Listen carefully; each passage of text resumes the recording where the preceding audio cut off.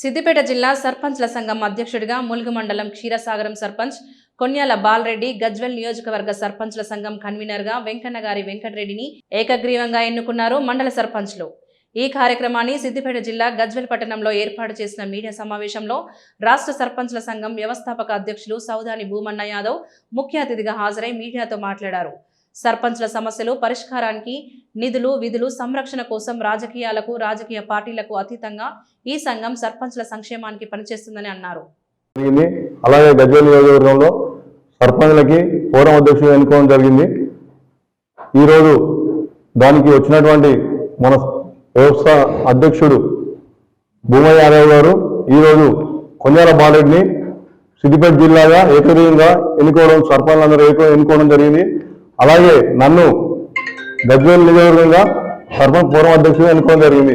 ఈ రోజు నుండి ప్రతి ఒక్కరికి ఏ సమస్య వచ్చినా అందుబాటులో ఉండి అందరితో కలుపుకొని కులమత బీజంగా లేకుండా అందరితో పనిచేస్తానని చెప్పి ఈరోజు మాట ఇస్తున్నాను.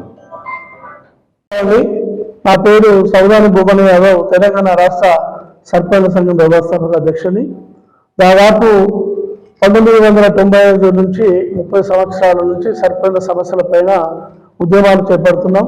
సర్పంచ్ సమస్యలపైన నిధులు, విధులు, అధికారాలు కల్పించాలని దాదాపు పోరాటం చేయడం జరుగుతుంది.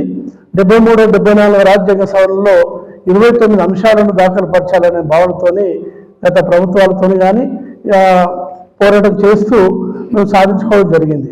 దాని సందర్భంగా ఇలా తెలంగాణ రాష్ట్రంలో 12,733 మంది సర్పంచులు నూతనంగా ఎన్నికైన దాదాపు 2 నెలలు గడుస్తున్నది. ఈ సందర్భంగా సర్పంచులందరూ చైతన్యవంతులు చేయడానికి, సర్పంచుల సమస్యల కొరకు ఏ సమస్య వచ్చినా ఒక జిల్లా అధ్యక్షులు ఉండాలనే భావనతో ఈరోజు వారిని మన కాన్వాయ్ బాలరెడ్డి గారిని, కొన్యాల బాలరెడ్డి గారిని సిద్దిపేట జిల్లా అధ్యక్షులుగా తెలంగాణ సిద్దిపేట సర్పంచుల ఆధ్వర్యంలో ఏకగ్రీవంగా ఎన్నుకోవడం జరిగింది. అదేవిధంగా సిద్దిపేట జిల్లాలో నూతనంగా ఎన్నికైనటువంటి అన్ని రాజకీయ పార్టీల సర్పంచులకు, అన్ని రాజకీయ పార్టీల మండల ఫోరం అధ్యక్షులకు హృదయపూర్వక నమస్కారం.